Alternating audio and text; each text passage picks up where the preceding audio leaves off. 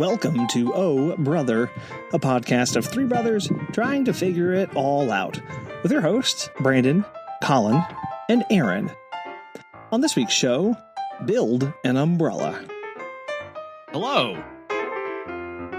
Ahoy! Can you hear me okay? Yes. Okay. I don't know how much of a delay there is or is not going to be on this, so Godspeed to everybody involved. Uh-oh. Uh-oh. Yes, also it is my allergies are in full swing, so I've been having to clear my throat about every 13 seconds. So if I don't get to the mute switch, so sorry. Well, that will be fun and exciting. Yes, it will all make part of the show for sure in some capacity, maybe not at all. We shall see. So yeah. What's so other than you go first. Sorry, go ahead. You're fine. Oh, I was gonna ask you, other than dying of nasal congestion, how are things? What have you been up to? Yes. How are things? Oh, wait a minute. Hold on. Something happened. Can you hear me? Can you hear me okay? You cut out real bad right there. Okay, Yeah. Can you hear me now? Sort of. Oh no. Okay, hold on. It's not. Oh no. Okay, is this any better at all? Oh, wait a minute. Why are things happening? Oh no. Okay, how's this? I don't. Keep talking. Okay. Because it always starts good and then it goes. You got to Really? keep talking. It starts good and then you're like, and then Oh no. Okay. Well, we'll see if this can actually work tonight. I had my first time where I was charged by a dog while walking another dog today. This was quite fun and exciting. Go ahead. Your first time? Yeah, it's the first time I've ever been charged by an off-leash dog while walking a client's dog. I gotta say, I'm kind of surprised it's taking you this long for that to be your first time. Now, I've encountered off-leash dogs before, and I've seen them from afar. This is the first time one has run up at me, growling, barking, on the offensive kind of thing, letting me know that he was displeased of my presence. That is, well, congratulations, I guess. No, I feel like there should be a merit badge or something. Should be. Yeah, maybe a bead. A bead for your little. It feels like a bead, doesn't it? That's thing. a bead. Yeah. That did things and stuff. Yeah, yellow and black. Whatever that bead thing was called, I don't remember, but that thing. Yeah. Was there? That was an accounting thing where you got 5 black ones and you could trade up for a different colored one. Am I remembering this correctly, or is that not true? Okay, so yes, there was that, because that was like a.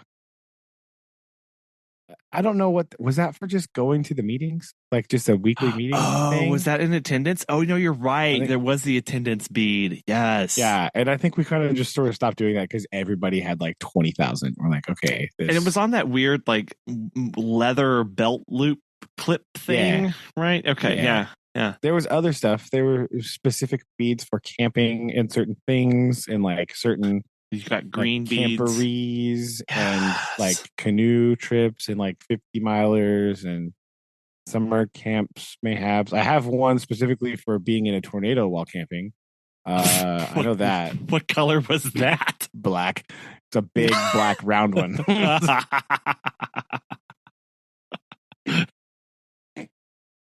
So yeah. Exciting. So yeah, this I agree. This should have been a good time for beading. I feel like. Listeners who are totally confused, is a Boy Scout related thing, by the way. Just so you can hear. So, yeah. It's what on earth is that? What are they talking about? Honestly, we don't really even know at this point, but True. yeah. So I got to collect that bead, and it was great. My heart was racing. Everything engaged to go into yelling. That was good. When it makes you feel very aware of just how many people are possibly watching you or not watching you as this dog is in the middle of the street, and I had 2 dogs with me, and I would put myself between them, and I first just yelled "whoa" like really loud, and that stopped the dog the first time. And then it started to encroach a little bit and charged up on me again. It probably got within like 6 or 7 feet of me. And that's when I just started. Gad. Yeah, it was not. I was. It was a little like, now, yeah, I have my spray. Like, now what? Now what? It was really that question of my head of like, okay, well, the yelling didn't work. And again, like this is stuff that we talk about and we train for, but it's hard to be in that moment whenever you've never done this before. And now I'm like, okay, the live exercise. When do I go for my spray? When do I, do something? And I yelled louder the second time, and the dog stopped. And then I continued to walk away from it, and it kind of held its position there. And I continued to yell loudly, go on home, get out of here. Hey, there's a dog. So I was like both talking to the dog and also anybody who could possibly be listening to me in the nearby area, in the hopes that somebody would go, oh, hey, where is my dog that is supposed to be in the backyard right now? Like that's what I was hoping. And yeah. Oh, it's in the middle of the street. Sure enough, I heard somebody go yell a name, and he came out, and the dog did not want to go back to him. It kept like staring me down while I walked away, and he did the great dog owner sign where he like waved at me and said, "She's okay." She doesn't seem okay at this current moment. Yeah, right. To which I responded, "No, she's not. Come get your dog." And then he got closer to her and then grabbed her collar and like got her back and stuff. But for a few seconds there, I was like, this is going to go either way. Like usually in those situations, the dog's not going to. Now here I'm going to speak from all of my great experience that I don't have, but I know. Yeah, this is your first live fire exercise. My first live fire. All of my experience, but everything. Everything that I've read, right, according to Google, and dog trainers that I've talked to, like the incidents of a dog like just straight up charging and coming up on you are really rare. Most of the time, they're just going to hold their ground and defend their turf. So if you keep moving away, right, that's a good sign. Now, other things get involved in that, all sorts of things. Thankfully, my 2 dogs are one is very old and one is very clueless to life. So they had no idea like most of the stuff was going on. So I had that going in my favor, where I did not have my dogs like at the ends of their leashes barking and trying to get at the other dog. That was very beneficial. They were, right? Your dogs played it chill. Like, yeah, my dogs were like, my dog's like, oh, it's so pretty outside. Wow. Look at the sun and there's a squirrel. Meanwhile, right. That's what my 2 dogs were doing. Hey, that's good. That's fine. That's all right. I was so happy about this. Yeah, I was like, oh my goodness. Thank goodness that they are just completely oblivious to everything going on right now, because boy, howdy, I'm not. And they were not interested in this other dog. They were just, wanting to go poop. And I was like, okay, fine. Like, so that was certainly very helpful in this situation, because then that dog was reading my body language as opposed to trying to understand what the other dogs were communicating, because they were communicating just blatant disinterest, which was again very helpful. So, but yeah, for those first couple seconds, it was like, wow, this is especially when it charged the second time, it was like, okay, like this can go downhill really fast unless something changes. And fortunately, after the 5th time I yelled something, that's when the owner came out. So the whole interaction was only a minute and a half, maybe 2. But man, it really took it out of me. I had to go back to the house and was like, okay, let's have a sit here and let's all recover. By all, I mean me, because these other 2 dogs are apparently so disinterested that it is. Oh, yeah, they were just again. I was like, well, thankfully, but yeah, it's like I'm just going to sit here and I'm going to go ahead and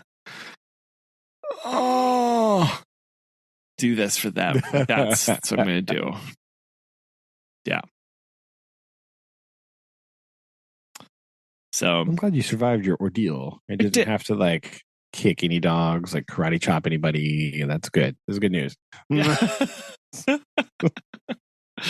Yeah, because that's what I was going to next. Of like, okay, well, I don't have heavy duty boots on, but I got boots on. Like, yeah, we're gonna have to start getting like, what's my defense strategy here for these dogs to get them away? Like, thankfully, I have long legs. I can swing wildly. So that's what we're going to. But yeah, that was our most excitement that we had today. We we were this week we were kind of bad parents.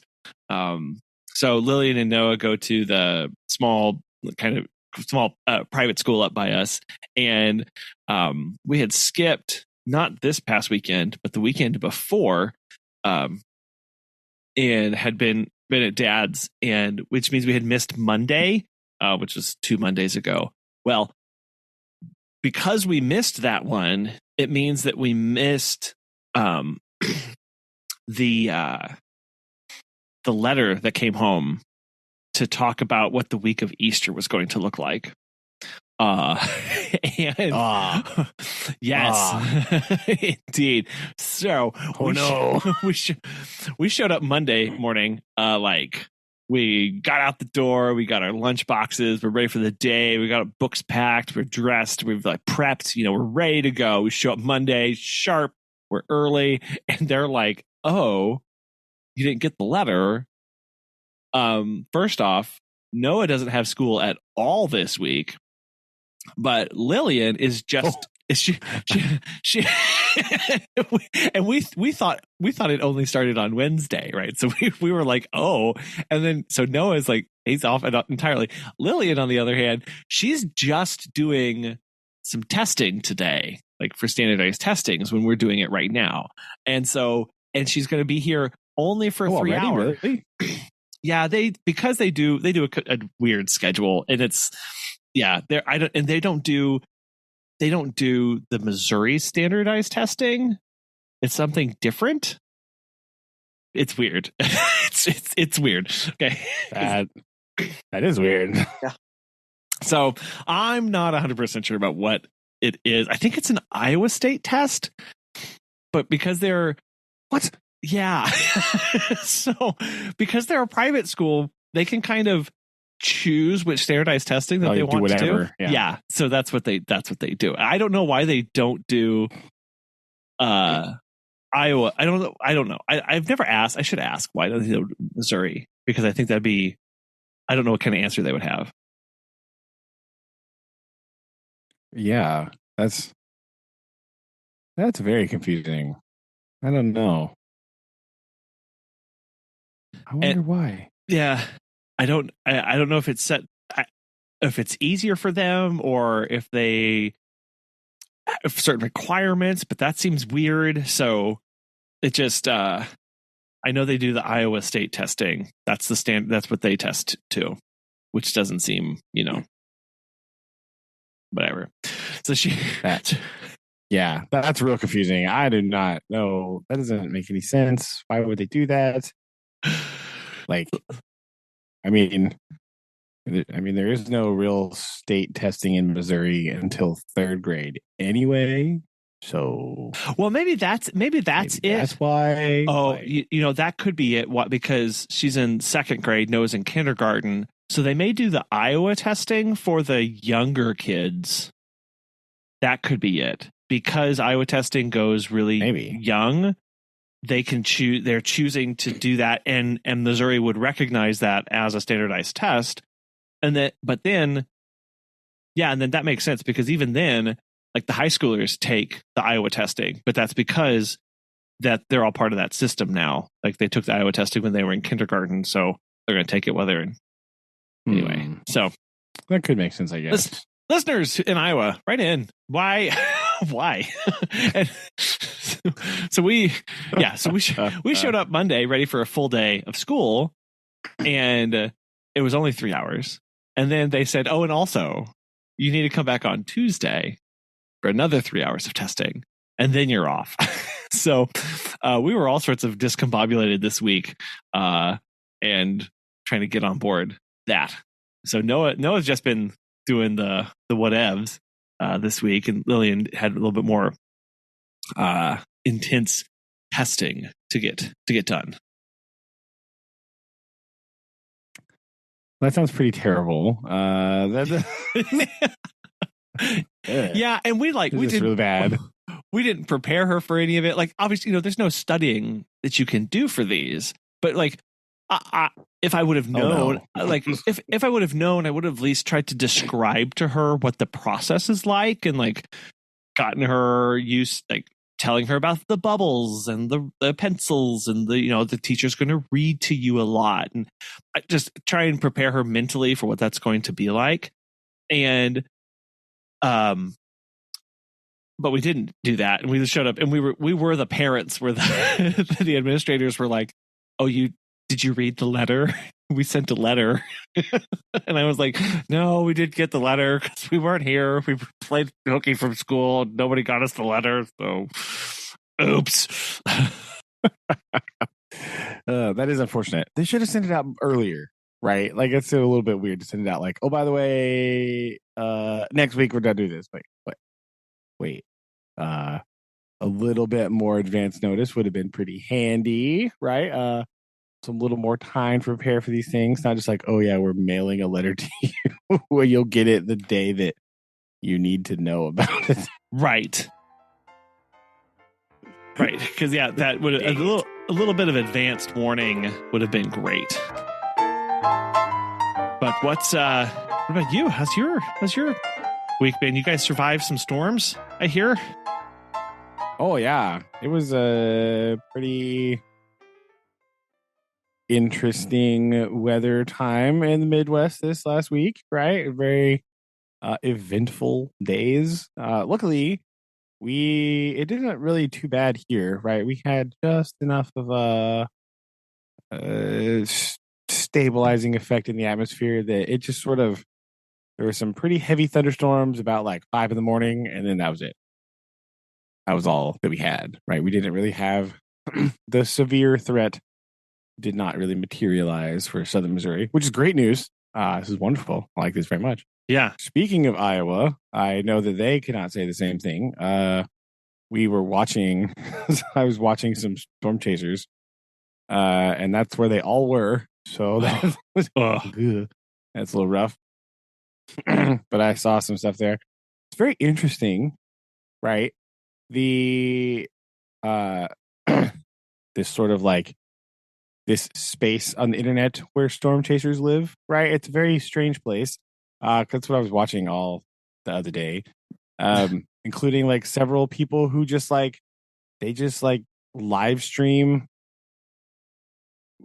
weather radar stuff, and they're just like doing, like, some of them are just actual meteorologists, and they're just sort of live streaming from their house, looking at weather radar, talking about stuff, and then they're like talking to storm chasers, and like it was very odd, right? The whole experience was a very strange thing. This thing I'd accidentally discovered online of this the weather live streaming event, right? Yeah, because a lot of these chaser dudes are out chasing, and they're live streaming their storm chasing, right?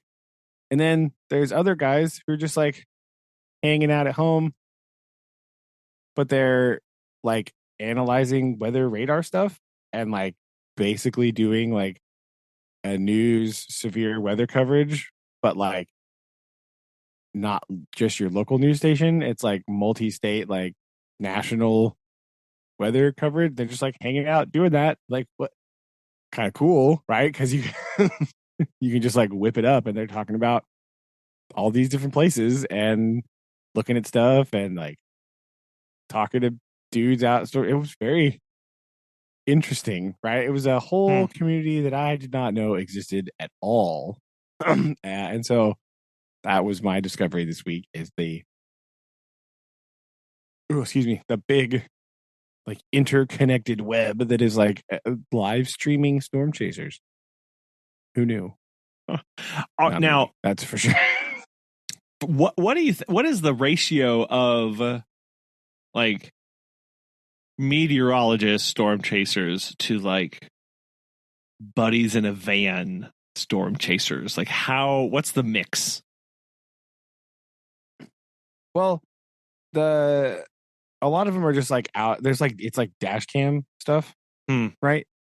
So they're just like dash cam, but then they're like mic'd so they can like talk and things, and they're just like dash cam. And a lot of them do like I saw a couple where like the main screen is the dash cam, and then like on the side they have like an inset map of like the radar thing they're looking at. And some of them even have a Google overlay of like, here's me, here's my little blue dot. Blah. It's like their Google map like stuck on the Oh, that's cool. Stuck on the weather map. So that was pretty cool. Right. There's a lot of that stuff. But there is also another number of just like dudes in their house. Like one of the guys I was watching, he's just in his house and he has like this whole big setup in some sort of like crazy computer program thing. And he was just like kind of like it was literally just like the live stream of a news broadcast whenever they break in and talk about the weather stuff for like the severe threat in your area. Yeah. But it was over a multi-state thing, which was really cool. And they did it for like hours, right? It was like hours and like not just like 5 minutes. It was like, they were live for like 7, 8, 9 hours doing this stuff. So it was pretty crazy. Like, that was kind of neat though. So I watched a bunch of that, saw some stuff, looked through the weather, said, Iowa, that's not Missouri. I feel much better about this.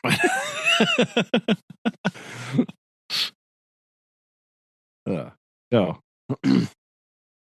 not to make light of the tornadic situation in Iowa, of course, because that was pretty gnarly. There was some pretty hectic stuff going out there. Plus, then the next day, there was a lot of people still going over to like Indiana, Ohio, through Illinois, kind of stuff. So, even a little Michigan, I think, had some potential weather outburst stuff. So, it was pretty crazy. I do know that I was watching one guy in Iowa and he found the baseball size hail that they were having. So that ended about as well as you can imagine. Oh, no. The hail was enormous up there. So there's a windshield's gone, like bed of the truck destroyed, right? Like trunk, huge holes in it, right? It was crazy. Yeah, that's intense stuff. I can't even imagine at that point. Like, I don't want to imagine. That's what do you even do, right? Like, I just no, thank you. He fled. He like turned around and went the other way. We're like going into the storm, right? We're going towards the storm. Giant hail falls. Like, nope, just kidding. Other way. Gotta get out of here. This is not a hail core I want to exist in for any amount of time. Right. So, no. There were pretty bad storms up there. So yeah, we did that. Survived the freezing cold that was then the next day. That was. It was we had 85 degrees that the day before the storms moved in overnight. And that was like Tuesday, right? Yeah. It was. And then, yes, it fell off the planet after that. Yeah, I think because like I said, down here our storms didn't even come through to like 5 o'clock in the morning or so, and so I think there was even still then like 30-degree temperature difference.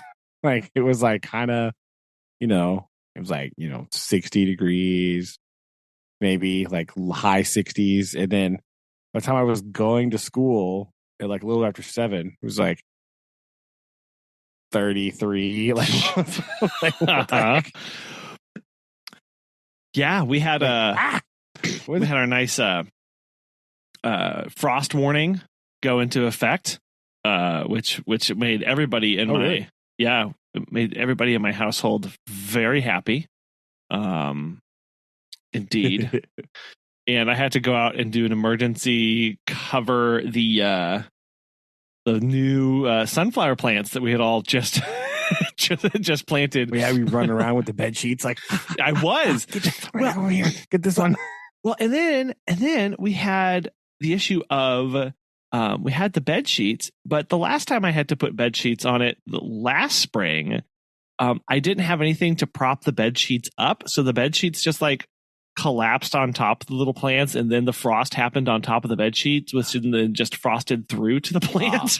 So I had to. Okay, that is a problem, right? Gotta get a stake or something, like put it in there.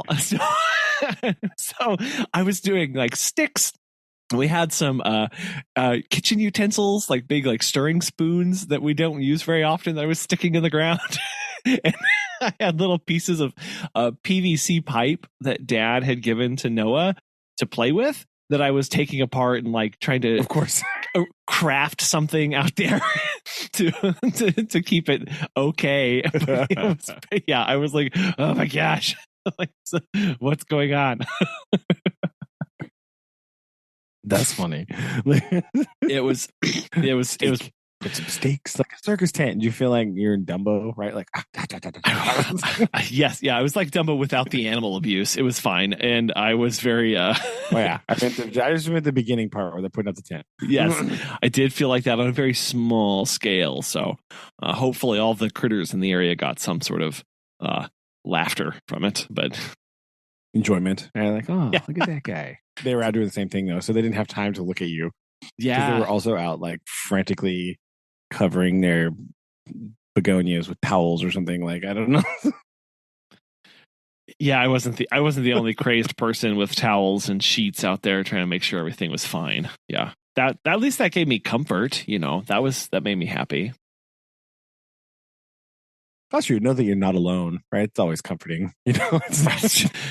I'm not the only crazy person out here. Yes. Ah, phew.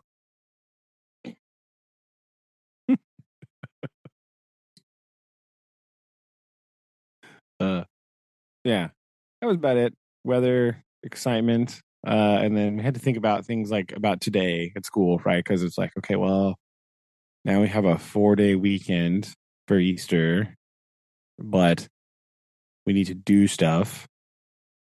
But we're ready to start our study guide because we're done with our unit. But I'm definitely not doing that before a 4-day weekend. Oh, that's a terrible plan. Yeah. Well, so were you able to implement your well, I don't know, because last time we had talked about you had this little, this ongoing projects and stuff, but you're not implementing that for this semester, are you? Yeah, no, that's still the planning stage for next year. Yeah. But we did sort of dip in and do some of that today. We did do a little bit of Sidequest today. We built, so I got to school. I finally decided what I was going to do. So I had to get to school and like immediately rummage through my storage closets to find various materials.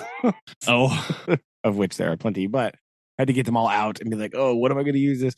I decided, since we are studying weather, and we just had like a bunch of weather, that we were going to build a waterproof shelter to keep something dry, but using just like random stuff from my cabinet. So like a coffee filter, this random playing card, some like just normal classroom paper, Q-tips, like, and you have to build a waterproof structure, right?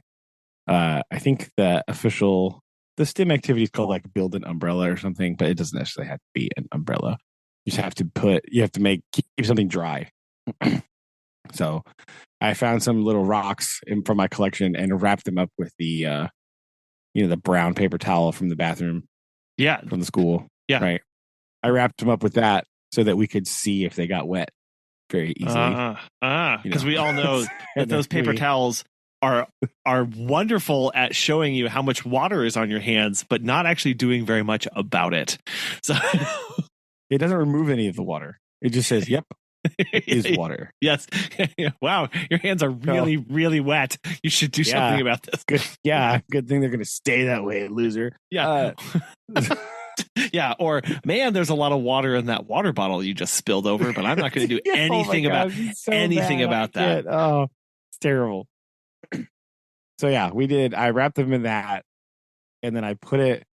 So I decided what I did was I found a basket, like a wire mesh basket, right? And I turned it upside down, and I put the rock on that. And then underneath that whole thing, I put like just a big plastic bin that I had so that we could sort of contain the water, kind of. Didn't work 100%, but it's fine. I just used some paper towels to scoot it around a little bit until it dried. You smeared it around so that evaporation would take care of it. Yeah. I pushed it into the trash can, right? Is what I did. But that way it wouldn't be sitting in a puddle of water, right? Because that's not as an exciting test if your whole rock is just sitting in the water that you just dumped in the pan, right? That's not very good. And then I filled one of my beakers up and I like held it way above and I poured it through like a screen. I have like one of those wire screens that you set over a burner, you know? Yeah. Yeah, I held that up and then I poured the water through the screen. So we got some nice rain effect. Oh, nice. Yeah. I just sort of moved it around, you know. It split the water as it was falling through, kind of gave us some drops. So we did that today. That's what we did for science. We did the challenge of building an umbrella. And what was the what was the winningest design, or how did you judge this? Well, we judged by how many water spots there were on there. Okay.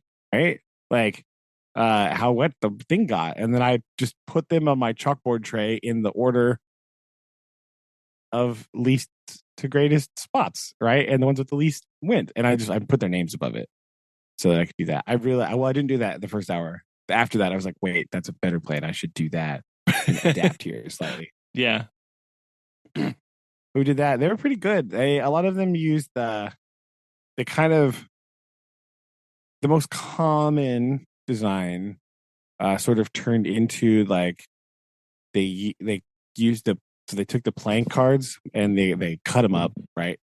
And they made like it actually kind of looked like an umbrella. They used the playing cards to make a little walls, and they then they took the coffee filter, turned it upside down, and kind of they used that as their make like a little hut thing. And they used the playing cards to make a little wall in there to keep it up. And then they would layer papers and any leftover playing card pieces are on the top. So they tried to make as many layers on the top as they could. And try to get them. So kind of try to make like an angled roof so that the water would go off, but then like cover the top a little bit. That was the most common, right? The problems that we had was the ones that didn't angle the roof, right? Some of them, like once the water started hitting it, they would fall to one side. Yeah. Slide over a little bit. And that repositioning sometimes was not great for the rock because it would either bring it into direct contact with the coffee filter, which obviously is like, they're like cheap coffee filters. So they're not they like turn see-through the second you put water on them. Oh no. Yeah. You need all those layers. Yeah. Huh. Yeah. So they would put layers on there. So they would use the like some sort of combo of like toothpicks or playing cards or the Q-tips or whatever to like make it stand up so that it didn't like just lay directly on top of the rock. Mm-hmm. And then they would just sort of drape the things over and try to like shingle it out so that it wouldn't do that. There was definitely other plans as well, but that was the most common thing that I saw today, which is very interesting that many people hit on that one. But they probably just looked at the shape of the coffee filter and was like, okay, we're going to use this as our as our plan, and then we're going to go from there and see what happens. But they're pretty good. They had a lot. There was one of the classes, like the difference between what we ended up calling first and second was like one drop of water. So like, that's pretty good, right? We just Yeah. They did pretty good. So that was today's fun. We did that. Just sort of mixed it up because, like I said, we're not doing a study guide on a 4-day weekend. Get out of here. What a terrible idea. Yeah, no, it's not good. Interestingly, we had I had a very similar discussion with Noah on Monday, the day that we showed up at school, and we were like, "Oh, here you go. Oh no, he's off all day today." Well, that changes some plans. So he went on my adventure hike with me on Monday because we moved it. It was supposed to be the Friday before, but we had some storms moving in that day, so we moved the hike to Monday. So Noah got to go on the adventure hike with me. And he noted how dry it was under all of the cedars. Oh, yeah. And I was like, actually, if we were ever lost. But he's been watching those survival shows, right? Right. Well, because we were talking about like how muddy this thing was over here and careful of the trail. And then we go through several pretty dense cedar groves in this hike. And he goes, oh, the trail's not as bad here. And I was like, why do you think that is? And he was like looking around, and I was like, look up. Up. Yeah. Like, oh, what's that over there? Crane's neck upward. Yeah. And so we talked about how those are great. Those little cedar groves are great shelters if you're lost in the woods and you need to get out of the elements because they cut down on the wind. They have lots of cedar boughs to build stuff with, and in the meantime, it cuts down on you getting wet while you build your shelter. And so each time we would go through a little cedar grove, he'd go, oh, we could camp here. We could indeed. We could. I said, and added bonus, it's nice and soft under them too because of all of the, true. Things. As long as you move the sticks, right? Yeah, get the big sticks out of the way. But after that, it's not too bad. So yeah. We had our little mini survival. So that was our little lesson in the wilderness. I like it. Wilderness survival. That's a merit badge for sure, though. So you can put that one on there. Haha. Indeed. But yeah, other than that, it's been a weird week. It's been an off week with the unexpected times with the kids being off. We've been kind of just adjusting to that and onboarding some new staff members. So it's the first time that we've hired in our other location, in our home location, in like 11 months. We're not. Oh wow, quite different from the Springfield experience. 11 days. Pretty much. It's fine. Just different reasons. And so nobody's left. We're actually needing to add a person because we're so busy, right? So I was like, wow, this is great. And the person that we're adding, we're trying to cover weekend mornings because right now we just have one person who covers all of the weekends, which is fine, except like now, like this coming weekend, they're working 6 until 10. I was gonna say, like a million hours. Yeah. Like seriously, like it's so funny when I look at the hours that they submit. I'm like, man, and then I remember they only work 2.5 days a week, and I'm like, you need some help. Like you need help because they're putting in the same amount of hours sometimes for people who work 5 days a week. Gross. Yeah. Yeah. And they say they're fine. Like their previous job, they worked manufacturing shifts. So they're used to doing like 3 days of 12 hours. Yeah. But it's not it's not the same. It's not the same. It's so getting them some help. So we're onboarding that person, training actually at the training stages for the person in Springfield. And so that's been just making sure all that keeps moving forward. And several months ago, I sat down and shot a bunch of videos and I was like, wonderful. My onboarding videos are done. But then my staff, the new staff person was like, hey, I didn't get the email with the thing that you said I'd get in the video. And in my head, I was like, what are they talking about? We haven't used that service in, oh no, I still talk about my videos are out of date. I have to go reshoot my videos, my precious video. No, I mean all of them, or just like one, right? Like yeah, just like, and that's the annoying part. So I have not done this yet, but I have to go in and I have to decide, can I cut this? Or do I have to reshoot this? Right? Can I slice up the video such that I can just, remove those words magically, or is it egregious enough if I'm talking about it in a context? Because I have no, like, it's been a minute since I've done this, so I have to figure out what exactly I need to excise, or if I have to redo the whole thing. Fun.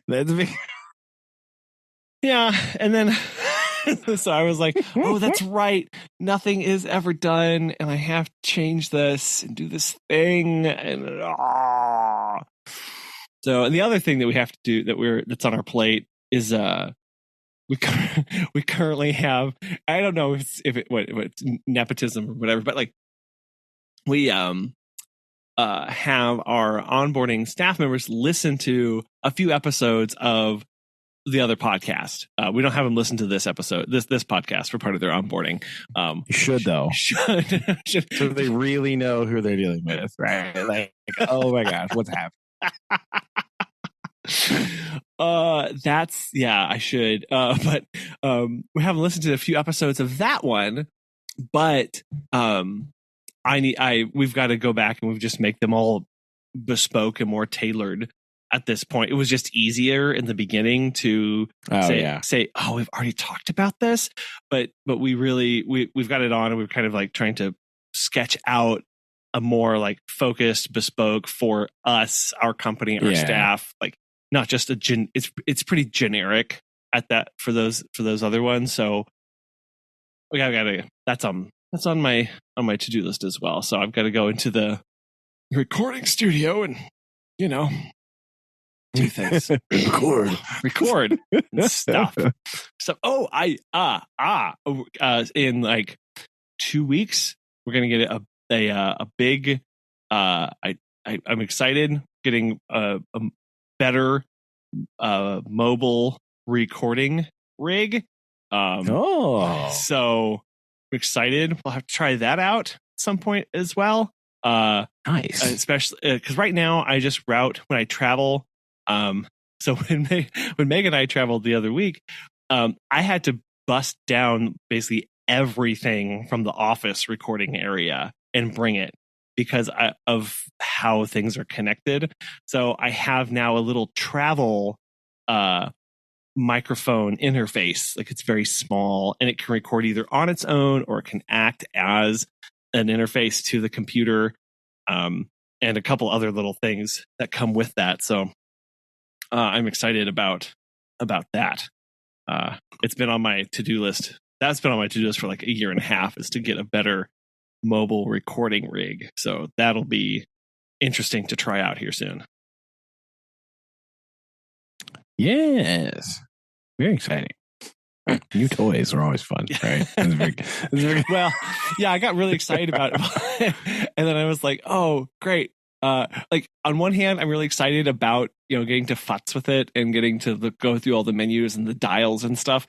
And then this is part of just me probably getting older and tired. And now I'm like, oh, I gotta go through all the dials and all the futz. I gotta futz with it. Like I gotta find time. Like okay, like I'm excited for when it'll get dialed in, but at the same time going, yeah, I gotta go through that process. Not excited about the dialing, Yeah. right? Like. You're like, I'm excited about being done, not excited about doing it, right? Yeah. That's kind of that's how a lot of things are, really. It's like yeah. But it'll be fine. It'll be fine. So I'll have to send you. Yeah, definitely. Totally fine. When it gets in. But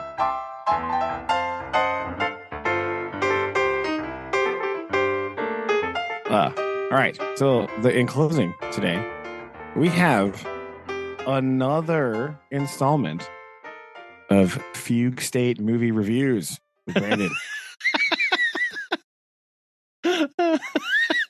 Right? This is part 2. Part 2. I have a list of other things. You should see this list that I made the other day because I was thinking about movies that would fit this criteria. And my list is just like a hot mess. It's just like the movie where this one thing and then this other thing and like this happened. So Googling these it's going to be a nightmare. For those who are interested, for those interested, Fugue State Movie Reviews made its debut back on episode 143 back in June of 2022. And we are sitting here now exactly 40 episodes on. So I think this is becoming a 40 episode deal. Don't put that on me, right? It might take me that long to actually find the name of one of these things, let alone the actual to be able to watch it. Like, okay, track it down. What? So is this? I was going to say like the semi-annual Fugue State movie reviews, but yeah, periodic. It's periodical, ooh, right? Yes. That's what it is. Yeah. Now, some context, right? This one is slightly different. This was not a movie that because the last movie was a movie that was like a late night movie on like Fox or something, and it was just like on in the background while I was doing other things with like my friend was over at my house. Okay. That was this. This movie is a movie that I had to have seen at some point when I was like 5. Right. That has to have been the time frame. Okay, so I'm pretty sure I saw this movie in some context at Mimi's house in Illinois. That gives you a timeline here. Right? Okay. This is very old, right? Now, I don't know how I would have watched it. That part sort of eludes me. I don't really know how I saw this, but I have one memory from this movie. Okay. This movie, the memory that I had going in was of a knight charging something on his horse. Okay. That was it. So it's animated, right? There's an animated knight charging something on his horse. Now, I remember this part of the movie partly because I have a vague memory of me attempting to emulate this on a rocking horse and getting yelled at for standing on top of a rocking horse. I have a memory of like standing on it, like standing, like the wooden one that Dad has in the basement, right? Uh-huh. You know, the one that actually rocks, right? So it was either that exact one or one similar to that. I remember standing on it and like rocking back and forth and being scolded because that is clearly an unsafe behavior. There's obviously. I was like, well, they did it in the movie. I seem to remember saying something like that, which probably went over just really well, knowing our mother and father. That probably just was a great thing for me to say. Like, I saw the movie, so I thought it'd be cool. Yeah. Whack. Could go wrong. Right? Like, get out of here. Yes. So this was all I had to go on to track down this movie, which not easy. to do, but No. I believe I have found it. Oh. Right. I recognize the art style. I think that's what I did. I saw some pictures, some stills, and was like, wait a minute. Wait a minute here. So, big reveal time. The movie that I believe that I saw is drum roll. No? Okay.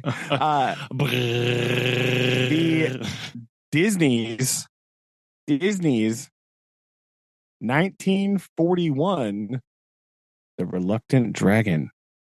Reluctant Dragon. Okay. Yes. Yeah. Okay. I've seen it. This is it. You've seen right now. Sure. This movie is very odd. So some more backstory. I believe what I watched was the 1987 VHS release, because in that it is only the animated short The Reluctant Dragon and something else. Right? I think that's what it was.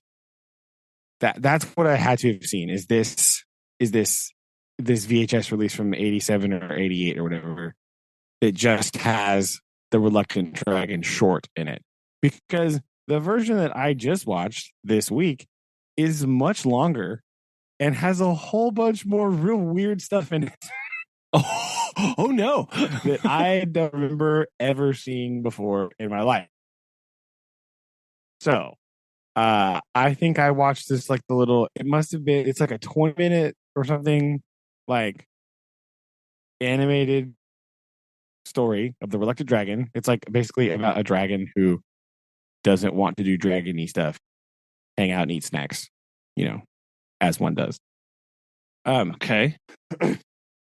But the version that I watched today, not today, but this week, is the full original theatrical release, which is like an hour and something, and it's real weird. All right. So it's basically the story. It's like a behind the scenes Disney tour, kind of. Right? That's what it is. What? It's like a dude who wants to go. It's like a guy who thinks that the Reluctant Dragon, it's a book, I guess, should be a Disney movie. So he goes to the, at that time, brand new Disney animated studios and like asks to see old Walt. And like, he's just like going through and like looking at stuff. He's like taking a tour of the studio. So the whole first part is like they go into the room and there's like a drawing class, right? Other side note, the movie starts out in black and white. And when they go into the Technicolor room with like the cameras and stuff, the movie like flips to color. Which is kind of funny, right? Yes. It's kind of hilarious. He like just keeps walking. This dude's just like wandering in random doors in the Disney studio. And like, here's the art class. Here's the Technicolor room. Here's where they make paint for the acetate paintings, right? Here's where they're doing the backgrounds. Here's the voice work in Foley studio. Like, what? Here's the animator's storyboarding room. Like, it's insane. How like a Disney promotional. How weird. It wasn't actually, the whole thing wasn't actually animated?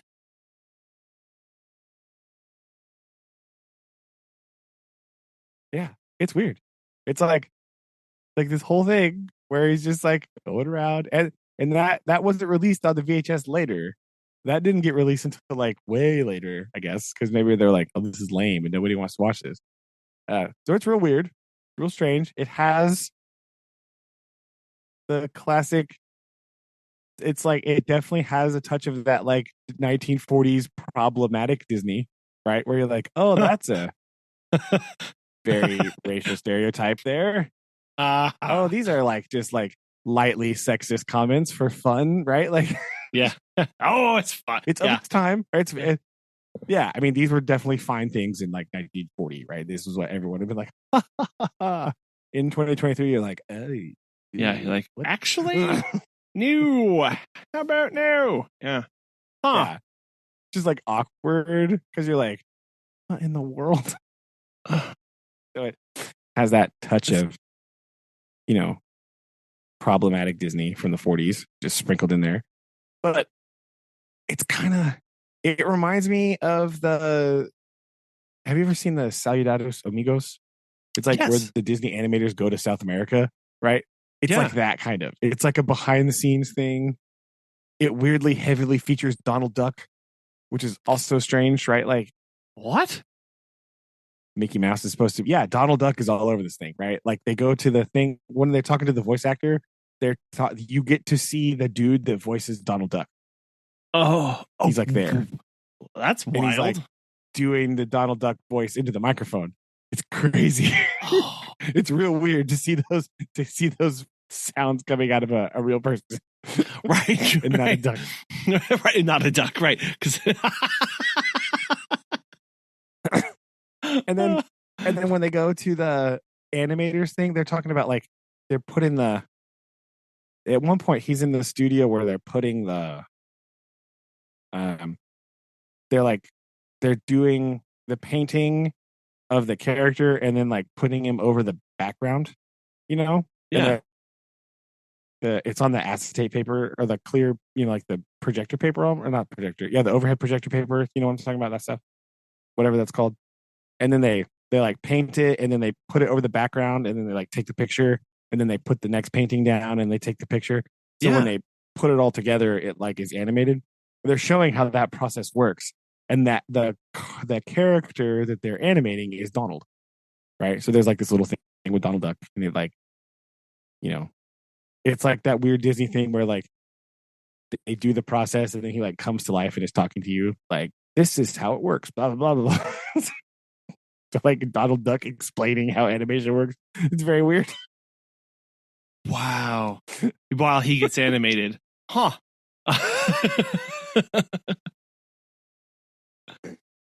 Yeah. And then like at the end, like Walt's there, so they're doing the little thing, and then the end is the animated short of the reluctant dragon. So it's like it's a little short where it's like a kid is reading a book, and then like the village says there's a dragon nearby, so he goes to see the dragon. And his book is all about like scary dragons fighting knights, and then like the dragon is like, splashing around in a pond and like having a tea party. So like the dragon doesn't like to do dragony things.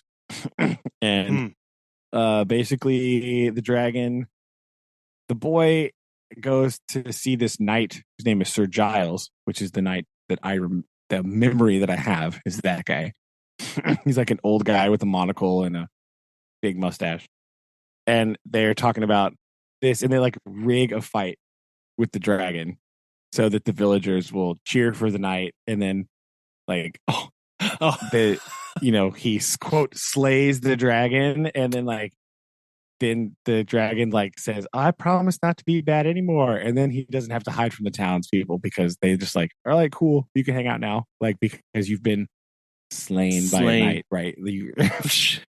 It's so bizarre. But it's like all like put on. Like at one point they go to the cave and you hear fighting noises, but it just goes inside and they're just like hitting pots, right? They're like, oh no. Oh. They're like drinking tea together and like kicking pans or whatever. It's like, okay, that's hilarious. Ridiculous. That's great. It's kind of funny. But so that is the movie. That is my Fugue State movie review. So I had to have been like 5 or 6 when I saw this, and I haven't seen it since until this week. So my question, it's a trip. My question for you was, how did you find this? Well, I was just sort of like looking at. So this is a process, right? This process took me several weeks. Okay, sure. Right. I was trying to pare it down because I knew it was an animated movie. Right. And so that's really where I started. And then I sort of was just looking at stuff and I saw a thing that was like old. Like I saw this thing that was like Disney movies from the 40s, and I was like, look, the early Disney movies, like an article about early Disney movies. And I was scrolling through there, and I saw the DVD cover for this thing. I was like, wait a minute, that is the image that I remember. It all comes flooding back to you. Wow. Oh, that's I was like, wild. okay, I got to look this up. And so I looked it up, and I saw some stuff. I was like, okay, this is it. I got to find where to watch this. Right? I got to find. That's I have to see crazy. this movie. And I did not know. Like I said before, I had to have seen it on VHS with like some other shorts or something, Mhm. because this whole animated, this studio tour nonsense, that was a complete surprise. I was watching this. I was like, what the heck? Did I click on the right thing? What is going on? Well, and yeah. they started talking about the book, The Reluctant Dragon. I was like, okay, I guess I'll keep watching this because I'm real confused now.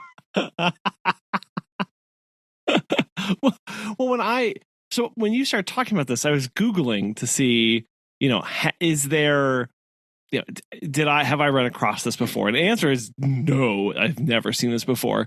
But I was really confused when I went over to, I Googled 1941's, The Reluctant Dragon, and I was getting the animated, and then I was getting the black and white photos of people like looking at models and stuff. And I was like, are there two movies from 1941 about the Reluctant Dragon? And no, it's just no. Weirdly, those are the same movie, right? That's the weirdest part. Yes, it's in the same thing. That's what I was like, what on earth is this? Like, what? So that's the experience I had watching it. He like walks through this drawing studio, and there's an elephant, and I was like, what is going on? What the heck? Oh, that's great. Well, I was not expecting that turn there. That's for sure. Wow, what a trip, and what a weird movie. Do you think it is? It's so weird. Did you read about like why the movie was produced the way it was? Was it meant to be a promotional thing to get people on board? Yeah, it's kind of like a promotional thing, right? Like it's like to kind of show off the excuse me, the studio, right? And then like stuff like that, and yeah, it's just real strange. There's also some weird thing about like how they actually didn't release it until like the middle of the animator strike. So that was a choice when you're doing it, when you release the whole thing, like showing a video about how your animators work, and you drop that in the middle of the animator strike. Good job, Walt. What a plan that was. Yeah, that could have been done better. But yeah, it's just kind of like a studio. It's like right when they built the new, what do they call this thing? The new like Disney studio, right? And they go, it's like most of it's a tour, right? So this breakdown here on Wikipedia, It's like they go to the drawing room. It's like it's a live drawing class, which is where your first casual sexism starts, because he's like, oh my god, they're talking about the live models, and he's all like, ooh, a lady. It's elephant. Oh, right. It's lame. Not funny. Right. This is also where they drop some racism just on your plate, because like one of the animators is Chinese, so her elephant has like squinty eyes and a rice hat. Oh, okay. It's so funny, right? Like, yeah, I know. But then they go to the film score room, and Clarence Nash is just there doing the Donald Duck voice. Wow, which is weird. They go into the Foley studio where they're there's like a little short about the train from Dumbo, but it's still in black and white, right? That it's like recording. It shows them like doing all the Foley and like the sound effects and like throwing whatever. Then there's the camera room with the big like multi-plane giant 20-foot tall Technicolor camera thingy. Mm-hmm. There's the ink department, the ink and paint where they're like making paint and all that stuff. The matte making department, the storyboard thing, the animator room, like all this crazy stuff. It's just nuts. It's like, it's really weird. And it has to just be like a promotional thing, right? Just like that Solidados Amigos, where it's like a promotional thing. It's talking about how they find inspiration and how they do this stuff, blah, blah. It's like in that very same vein, right? So it has to be just a promotional thing. And they just like slipped in an animated short at the end. Well, I think it fits with that because then they can kind of show off.